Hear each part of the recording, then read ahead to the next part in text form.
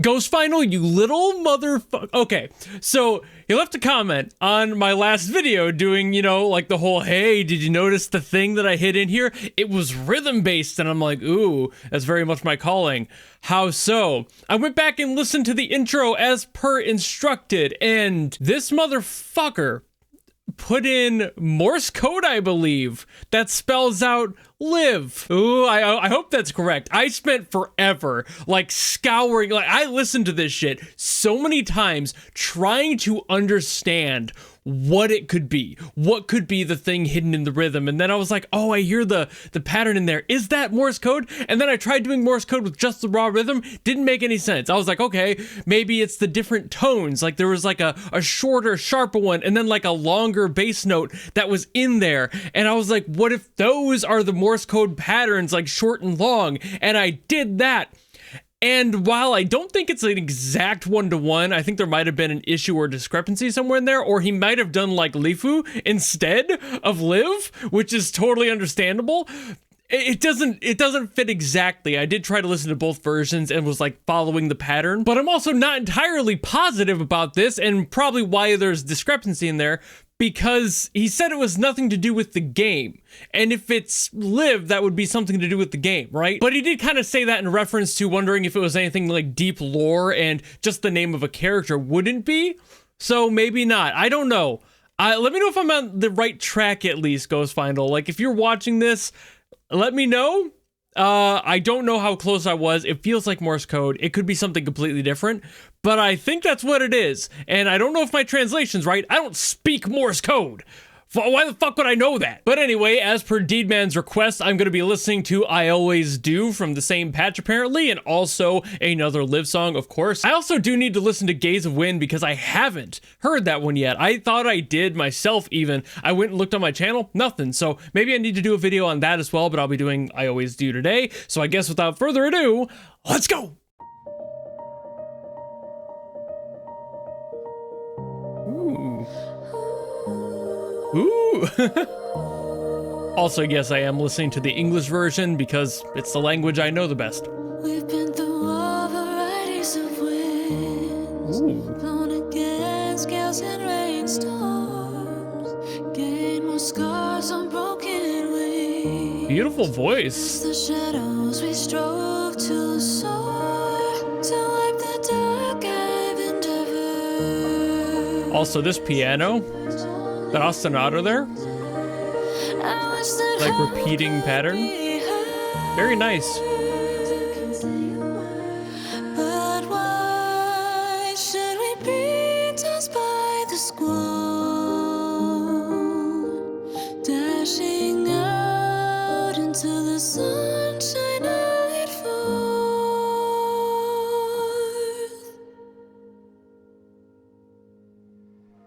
and always be with you. Letting it breathe. Okay. It's been a while since I've heard a song have that much breathing room.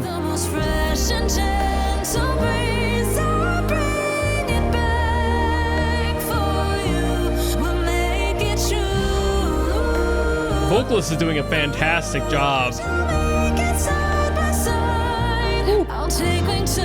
Even on those challenging higher notes, she's still getting them out there.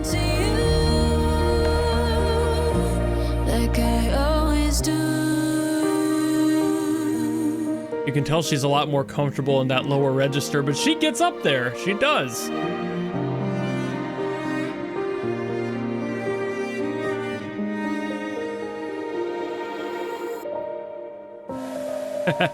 Thought I'd be gone with the wind, still I chose to lift up the sky. Even just a little piece, pierce the blizzard to free the light. This is a gorgeous chord progression as well. And now with that kick in there, building every single time we get a new segment.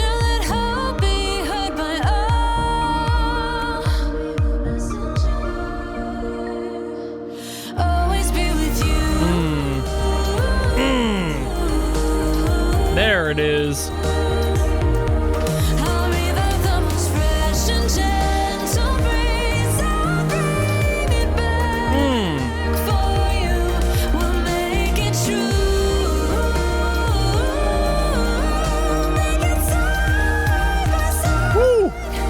even got up there. Dispel the mist and fly back into you.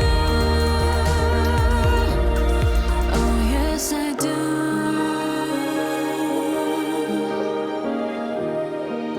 do. This is very R&B, and I love that. Ooh.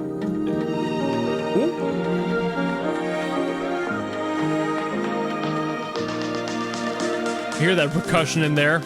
It's creeping in. Ooh. Chord modulation right at the end. Be with you.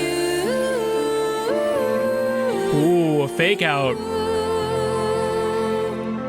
I'll revive the most fresh and chance of breeze. I'll bring it back for you. There it is. True. See, I thought they were gonna jump right into this after it came back in. Take it side by side. I'll take wings to dispel the mist and fly back into you, like I always do. God, gorgeous vocals, beautiful progression. Again, I love that R&B bass it's got.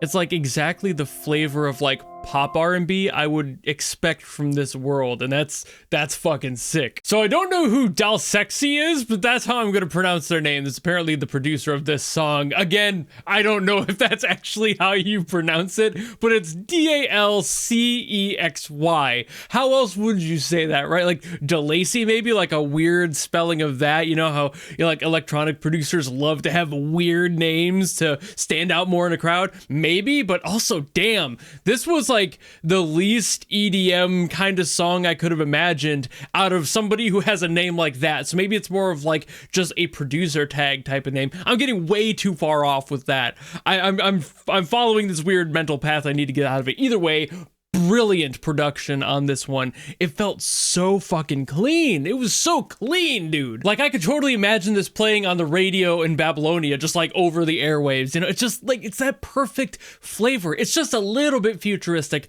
but it has enough of that like nostalgic 2000s transfer of sound where I'm like, ooh, okay, I see what they're going for here. And it's so good. I mean, everything about this is super nice. Again, that pattern on the piano, the ostinato there, brilliant, just keeping that rolling for most of the song and then withholding some extra information until later in the song. Like we didn't get that the drums in there, we didn't get that pattern at all until like the second half, and like that's nice too because you're creating this story and like you're withholding a little bit so you don't like let the listener have too much all at once. It's just a way to keep you involved in the music and evolve the song over time. You just have to be very careful about that sort of balance. I think they did an amazing job there. I mean, again, brilliant general production here. I have no arguments. The vocals were beautifully handled. I mean, Linda Young, holy shit. I've never heard anything. I tried to look her up and all I got was a voice actor, and I don't think that's her. Maybe, holy shit if it is, but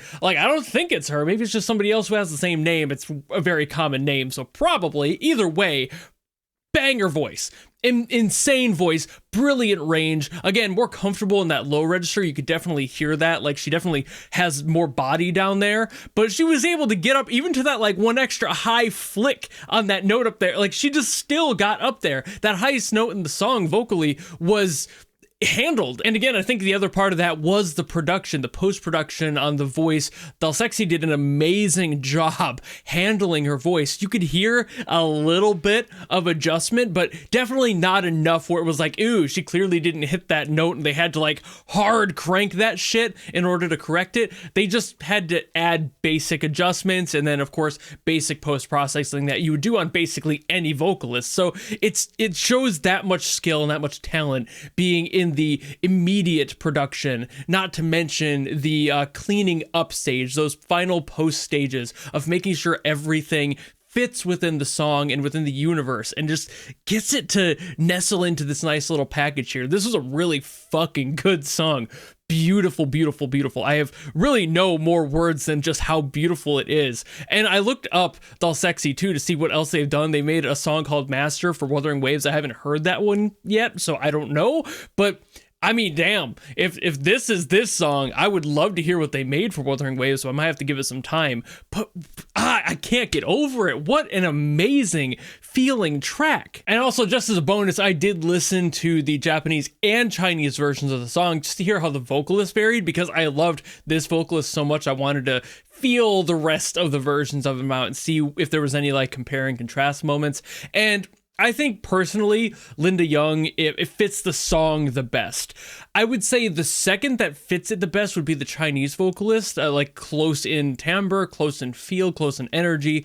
But they had this weird filtering, like this effect on her voice in the Chinese version that I'm just not in love with. It felt a little bit too much like they were trying to lean maybe into the whole they're androids thing. Like it just didn't feel quite right. The reverb was there, but it almost felt like the voice was doubled up, like there was a slight echo on it, which just didn't, it felt a little bit too much, you know, like there was just a separation there that I was like, this is kind of distracting. So I see why they didn't do that for the English or the Japanese version. And the Japanese version specifically for me just didn't really hit the mark with the flavor, that full-bodied voice. The vocalist was great. She still sang it fantastically, but her voice was comparatively much more thin to the other two. So it just had a different sound. And while sure, personally, I kind of live in that like higher vocal range, it's not like I'm placing her into this seat either. This is a song about her, probably pseudo related to her in that way where it's not her singing, but it's like about her person. But if you were to place it more into the character slot, I would say sure, the Japanese one fits tonally for the character the best, but I don't know, there was something about the Japanese one sounding so thin that it just didn't really sit as well with me when Linda had all that range. She sat there in her lower range, was comfortable all the way through, and the only time I heard her really strain anywhere were the highest possible notes, which to be fair, the other vocalists did do a little bit more naturally, but that's just because they're already higher singers. So I think she did an amazing job for the range that she has, and I think Linda takes it away for the best of the three for me personally, and it's not a bias that I heard it first. It's just truly, I think she fits the vibe of the song. She fits that R&B energy. She just has that essence to her. Every performer has a genre that they sing the best and can perform the best and better than others. And I think here Linda just managed to squeak out a win versus the other two. And again, just all three of them great, but Linda is my number one for the performer side. But as far as everything else on the production end goes, there was just, I mean, like I mentioned, the progression was super nice, and that's because it's a pretty standard like R&B progression. It just felt right, you know, like if you're gonna be making something in a certain genre or inspired by a certain genre, use the keys and chords that work, you know, like don't try to be too flashy. You'll make something that sounds weird and doesn't feel like it fits that aesthetic.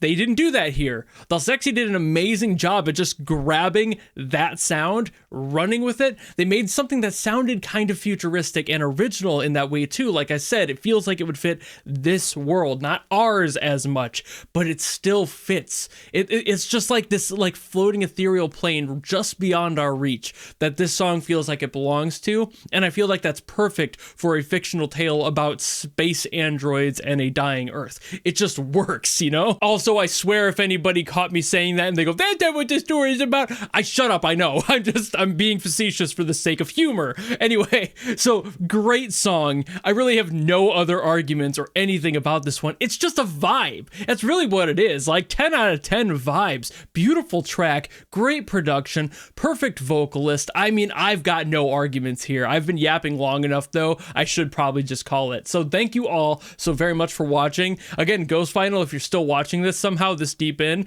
let me know if I was right about my guess in the beginning. I don't think I am at this point. I'm pretty sure I was very wrong, but hey, maybe I was on the right track at least. Let me know. Let everyone in the comments know. Maybe somebody will figure that out. I don't know if anybody else has yet. I don't know if anyone else has like really dug through it to try and figure out whatever that hidden message is. But if one of you watching wants to take that challenge, by all means, go and listen to that song that I reacted to last time. I don't think I ever learned the name of it. It's just a live character song. But either way, go and figure that out. Listen to the intro. Apparently in the rhythm section specifically, there is something, I'm pretty sure it might be Morse code or something similar to it. And there's a message in there. I just don't know if I'm right. But I digress there. Thank you all so very much for watching. Like I've said a few times now. And if you have something else, drop in the comments below and I will do my best as always to get to those. Or if you don't want to do any of that and you just want to follow me and support me for more stuff coming in the future, then you know how to do all that. And I will see all of you in the next video. Goodbye!